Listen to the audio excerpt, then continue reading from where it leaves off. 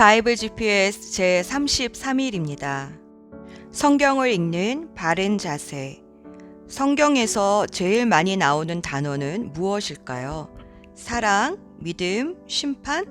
성경에서 제일 많이 나오는 단어는 바로 하나님입니다.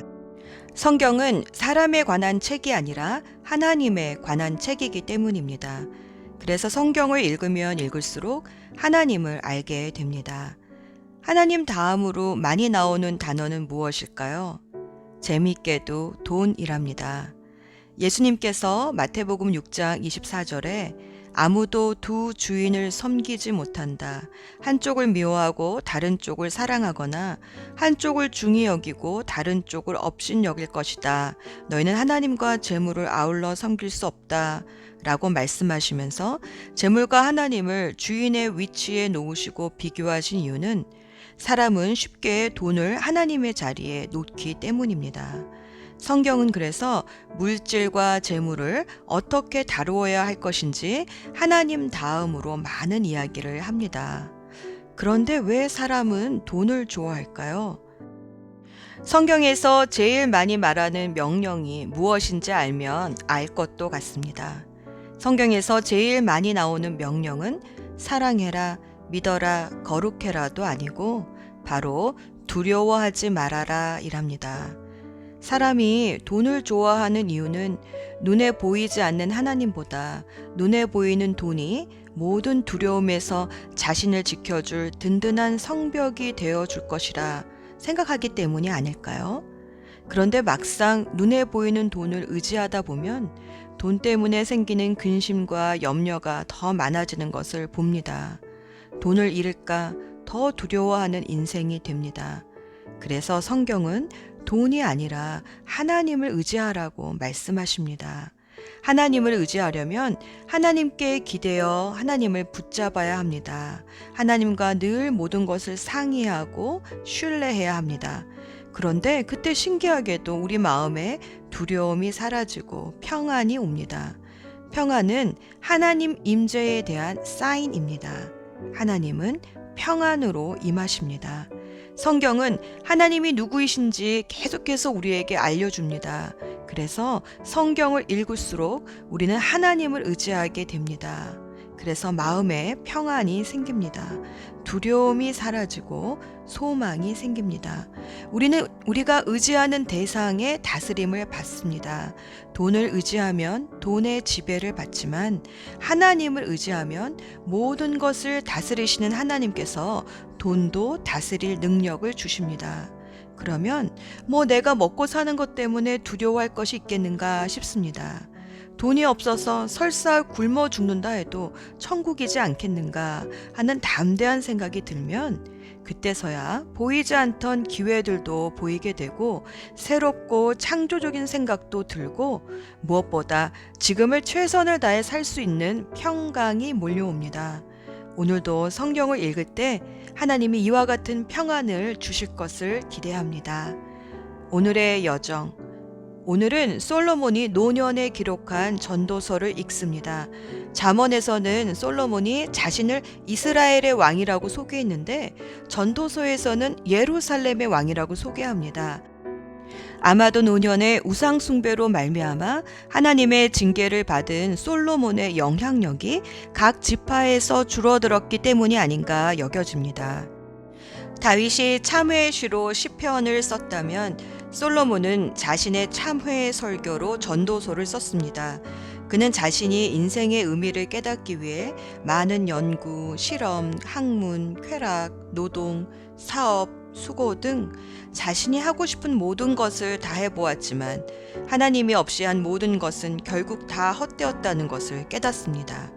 그리고 결국 사람이 한 모든 것들은 하나님 앞에서 심판받을 날이 오니까 아직 젊었을 때 창조주 하나님을 기억하며 하나님을 경외하고 순종하는 삶을 살라는 것이 전도서의 결론입니다.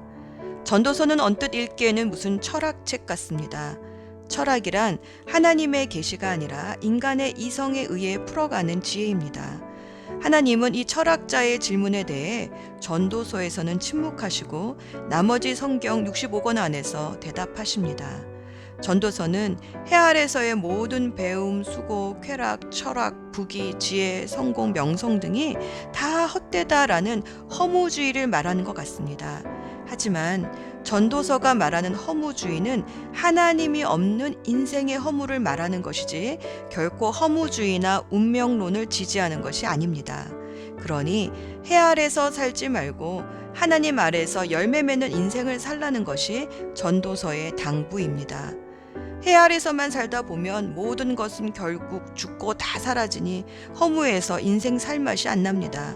그러나 해 아래서가 아니라 하나님 아래에서 살면 이 모든 것의 때를 정하신 분이 하나님이심을 겸허하게 받아들이게 됩니다.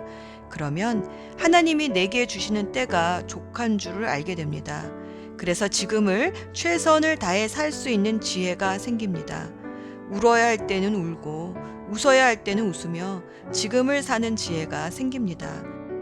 그것이 하나님을 경외하는 자가 순간의 삶을 사는 자세입니다. 솔로몬은 노년에 이르러서야 하나님 없는 지혜가 얼마나 헛되었는가를 참회합니다.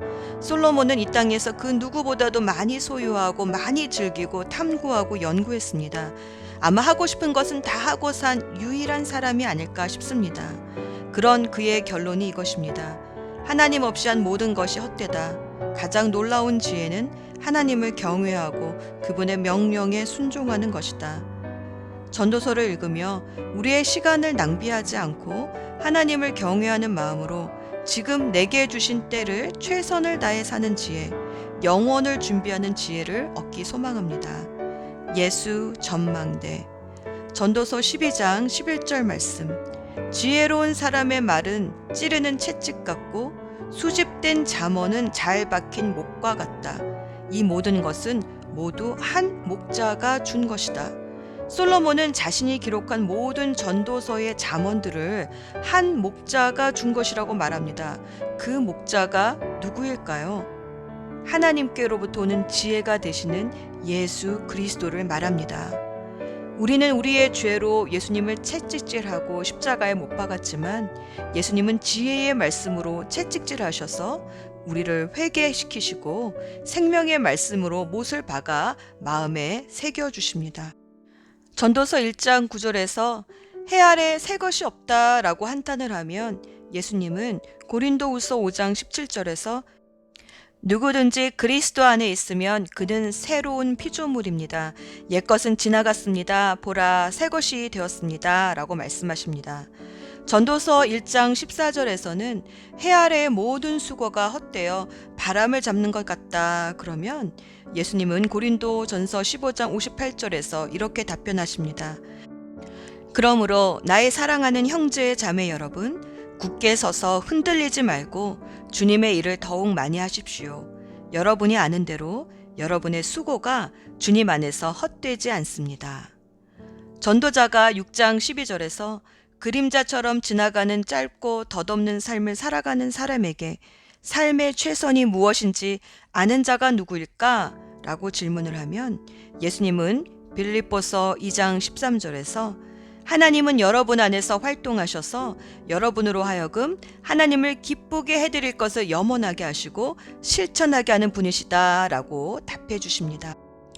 또 전도자가 8장 17절에서 지혜가 아무리 많은 자라 해도 이 세상에서 하나님이 하시는 일을 아무도 못 깨닫는다 라고 한탄을 하면 고린도전서 13장 12절에서 지금은 우리가 거울로 영상을 보듯이 희미하게 보지만 그때는 얼굴과 얼굴을 마주하여 볼 것입니다. 지금은 내가 부분밖에 알지 못하지만은 그때에는 하나님께서 나를 아신 것과 같이 내가 온전하게 알게 될 것입니다 라고 답해 주십니다.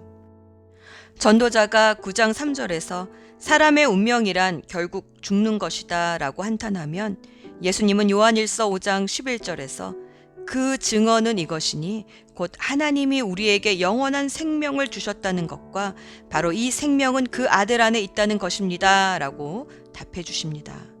이렇게 전도자가 해 아래서 모든 것이 헛되다 헛되다 하는데 예수님은 인간의 몸을 입고 해 아래로 내려오셔서 말씀에 순종하심으로 복되고 영원한 삶이 무엇인지 답해 주시고 보여주셨습니다.